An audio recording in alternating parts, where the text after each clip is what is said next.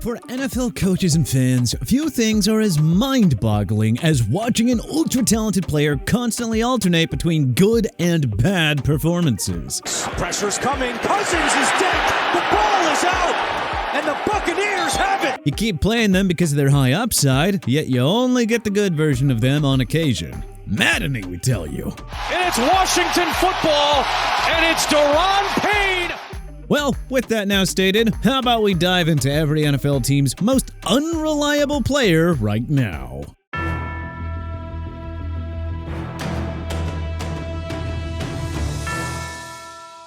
Arizona Cardinals, Trey Benson.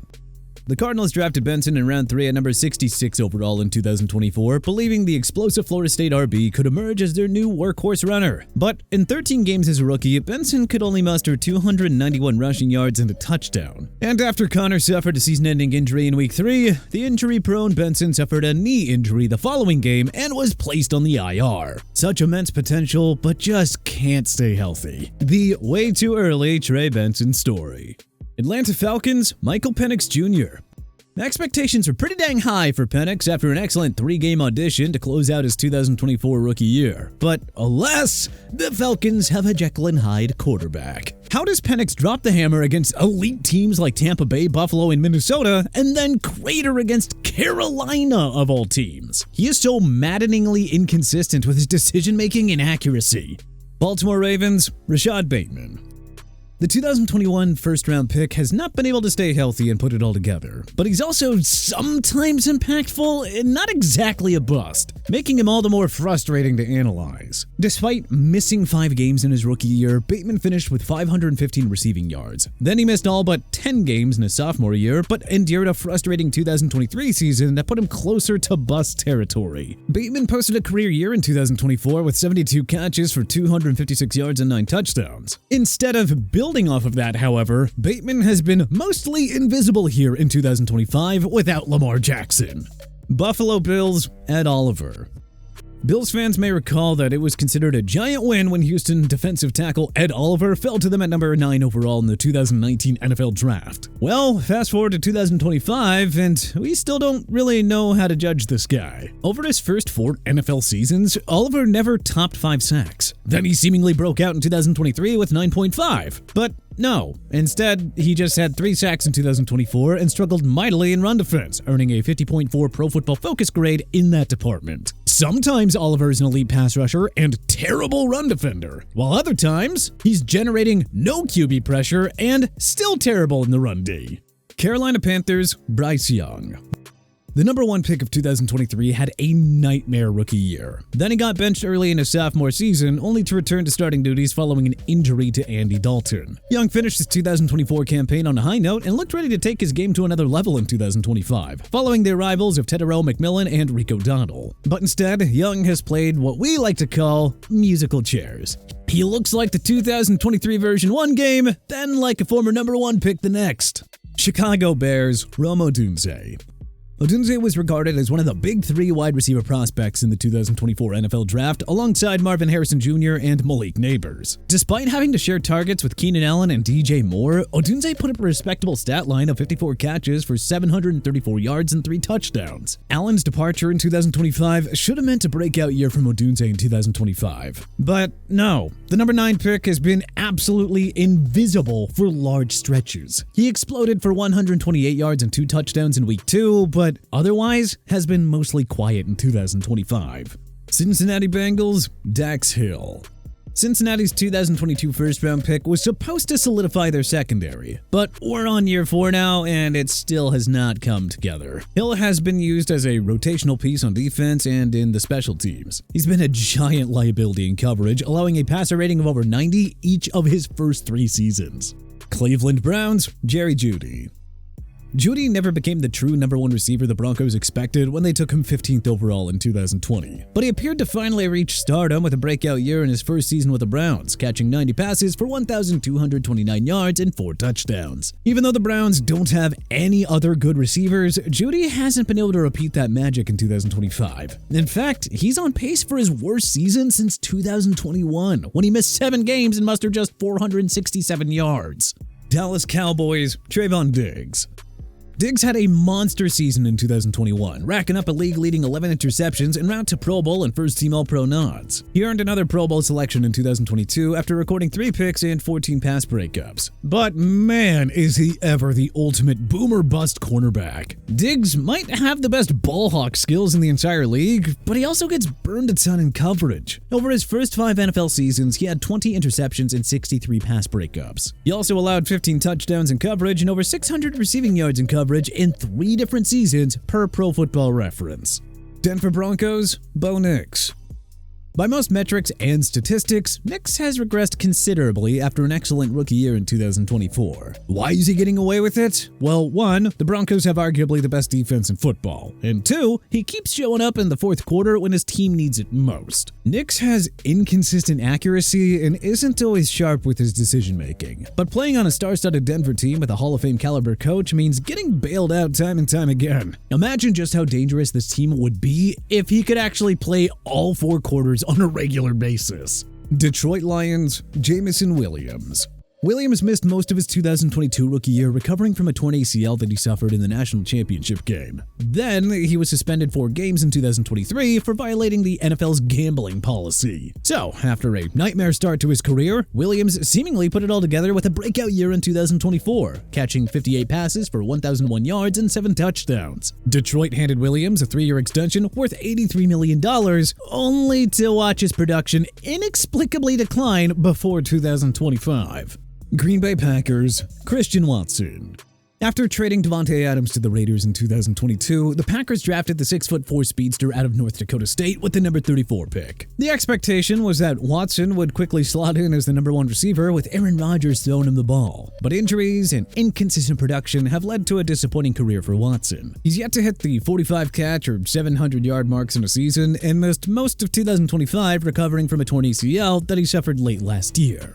Houston Texans, Azeez Al-Shaair. A hard-hitting dual linebacker like Al-Shaair should be a reliable and quality starter in the NFL. Only problem? He just can't get out of his own way. Al-Shaair, like Vontae's perfect, just can't avoid dishing out vicious cheap shots. He still loves crossing the line with those hits, resulting in back-breaking penalties that always hurt his team. Seriously, just play nice, dude. He'd be way better off for it. Indianapolis Colts, Braden Smith. Smith was a top 20 ranked offensive tackle by PFF every year from 2019 to 2023, but an injury-riddled season saw his grade drop to a disappointing 65.7 last year. Though the Colts have been the NFL's biggest surprise team in 2025, Smith surprisingly is not a reason as to why. He's actually the weak link on their O-line with subpar pass blocking and run blocking metrics. Jacksonville Jaguars, Brian Thomas Jr. Thomas was a superstar in his rookie year on a lousy Jags team, catching 87 passes for 1,282 yards and 10 touchdowns. The arrival of two-way phenom Travis Hunter should have helped Thomas and the passing game, but the second-year wideout has been a mega disappointment instead. Aside from being largely unproductive, Thomas continues to drop easy passes and has shied away from contact, something head coach Liam Cohen has publicly called him out on. It's as if a college freshman just took over Thomas's body and just has no idea how basic NFL skills work. Kansas City Chiefs, Jawan Taylor. The Chiefs signed Taylor to a 4-year deal worth $80 million in 2023 free agency. Though the Chiefs won the Super Bowl that year, he committed a league-leading 20 penalties on the season. In 2024, he committed a whopping 16 penalties. Thing is, his run and pass blocking aren't that bad. He's just so careless with his false starts and holding penalties. But hey, you take the good with the bad, we guess. Las Vegas Raiders, Ashton Jeanty. We know he's a rookie, but the Raiders drafted Jeanty with the number 6 pick in hopes that he would be a one-man wrecking crew right off the bat. It has been anything but that, though. Jeanty finished with under 70 rushing yards in his first 3 games, then broke out with 138 yards and a TD in a Week 4 loss to the Bears. Next 3 games, 67, 75, and 21 rushing yards. So not quite in the major disappointment territory quite yet, but also nothing close to being a superstar. Yeah, the epitome of unreliable, all right. Los Angeles Chargers, Quentin Johnston. Johnston's first 2 seasons were marred by drops in meh production. It was especially the Butterfingers thing that was maddening for Bolts fans. Over his first 4 games of 2025, Johnston went over 70 receiving yards and had 4 total touchdowns. The next 3 games, 40 receiving yards, 30 receiving yards, 0 receiving yards. Yeah, that's just QJ for ya. Los Angeles Rams, Tyler Higbee.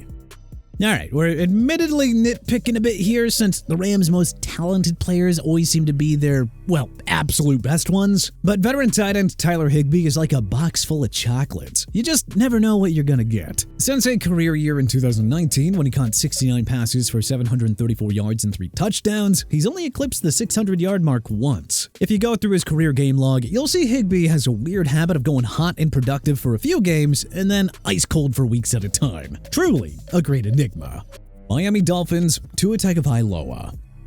Before Tua's nightmare 2025 season commenced, he was among the game's most polarizing quarterbacks. On one hand, he had a bad record against winning teams and had good but not great stats. Through his first 5 seasons, he was 38-24-0 and led Miami to 4 straight winning seasons and a pair of playoff berths to begin his career. Then again, he was a good QB during that period, or at least a product of playing in a star-studded offense. 2025 has been awful, yeah, but it's not like Tagovailoa has gotten much help from his O-line, defense, or a coaching staff.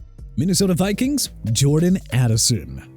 Drops in drawing separation have been an issue for Addison, and that's to say nothing of his 3-game suspension in 2025 over a DUI offense. The skill level is certainly elite. The production, though, is just kind of good. Who knows, maybe one day Addison will find a way to turn it up to superstar level and form a pass-catching tandem with Justin Jefferson, becoming as dangerous as T. Higgins and Jamar Chase. New England Patriots, Ramondre Stevenson. Stevenson lands on this list mainly because of his brutal fumbling issues. He's a hard-nosed runner who broke out with 1,040 rushing yards in his 2022 sophomore year. Over his first 4 seasons, however, Stevenson's 14 fumbles were tied with Aaron Jones for second most in football among running backs. You want to be elite, Ramondre? Well, pretty simple. Just hold on to the damn football. Chris Olave.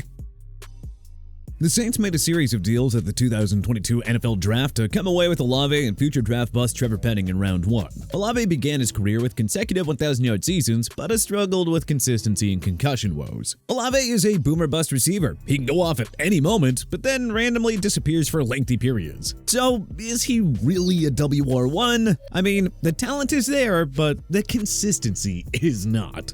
New York Giants, Kayvon Thibodeau. Thibodeau's lack of consistent production has left a lot to be desired. After a meh rookie year, he racked up 11.5 sacks and 3 forced fumbles in 2023. He looked nothing like a budding star in 2024, however, and his 2025 season has just been sorta okay. His strong run defense is a welcome development on the Giants, but they used a first-round pick on him to be a stud pass rusher, not an occasional playmaker. New York Jets, Will McDonald IV. McDonald had a massively disappointing 2023 rookie year, then looked like a budding star after racking up 10.5 sacks and 2 forced fumbles in 2024. Just when the Jets thought that he'd morph into a star, however, McDonald has been one of the many underperforming players under Aaron Glenn in 2025. Between shaky run defense and the inability to constantly generate QB pressure, McDonald just hasn't found a way to put it all together. Who knows? Maybe one day. Philadelphia Eagles, Jalen Carter. Carter was a candidate to be the number 1 pick of 2023 before his involvement in a car crash that left 2 friends dead caused his stock to drop. The number 9 pick of 2023 had a lights-out rookie year in Philadelphia, but was on and off in his sophomore year. Carter has been excellent as a pass rusher this season, but his run defense remains a weak link in Philly. He's supposed to be an all-pro caliber defensive tackle by now, but the consistency and well-rounded star that we saw at Georgia just hasn't fully materialized in the pros. Pittsburgh Steelers, Patrick Queen. After earning his first Pro Bowl nod with the Ravens in 2023, Queen signed a 3-year deal with the Steelers worth $41 million. Transitioning to one of the league's best defenses should have been a piece of cake for Queen, but his 2024 PFF grade was a measly 56.7. Thus far, 2025 has been arguably Queen's worst season. He might not even hit the 50 PFF grade mark. He's hardly generating QB pressure and is still getting lit up like a cigar in coverage. Maybe the Ravens would take him back? I mean, oof, their defense has been horrendous this year. San Francisco 49ers, Diomedor Lenore. In the midst of the 2024 season, the 49ers gave their top corner a 5-year extension worth $92 million.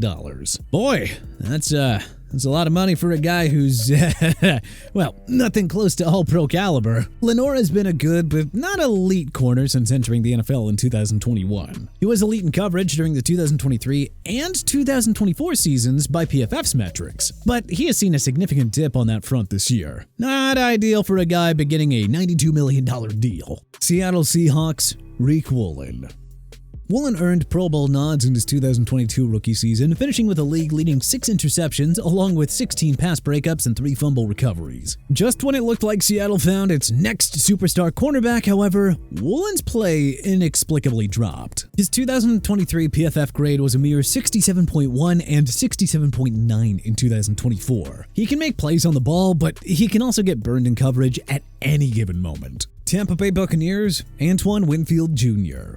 Winfield is a stats machine with a lot of interceptions, pass breakups, forced fumbles, and sacks. He's truly a jack of all trades in Todd Bowles' defense. One reason Winfield hasn't hit elite status yet is because he's downright horrible in man coverage. He's currently on pace to allow an opposing passer rating of over 100 for the 5th time in his 6-year career. Tennessee Titans, Peter Skoronski. The Titans' 2023 first-round pick has, for the most part, come as advertised in Tennessee. He shrugged off a tough rookie year with a strong 2024 campaign, particularly as an excellent pass blocker. Skoronski is among the top pass-blocking linemen here in 2025, but his meh run blocking and penalty troubles have to be addressed. Those 2 factors are keeping him out of superstar territory.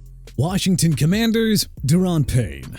The problem with Payne is that the Commanders never know what version they're going to get with him. He earned his first Pro Bowl nod in 2022 after recording a career-high 11.5 sacks, but that was peak Payne. He had 8 total sacks over the next 2 years. Payne's metrics in both pass rush and run defense have been good this year, sure, but the Commanders' problem is that they don't get that production regularly. It's like he alternates between great and meh seasons. But hey, who do you think is the NFL's most unreliable player right now? Let us know in the comments section below. If you liked this video and learned a thing or two, then clicking the like button helps us out a ton. And you know, we really appreciate it. If this is your first time coming around to TPS though, then subscribing is a great idea because we put out videos like this every single day. But as always, thanks for watching, and we'll see you guys next time.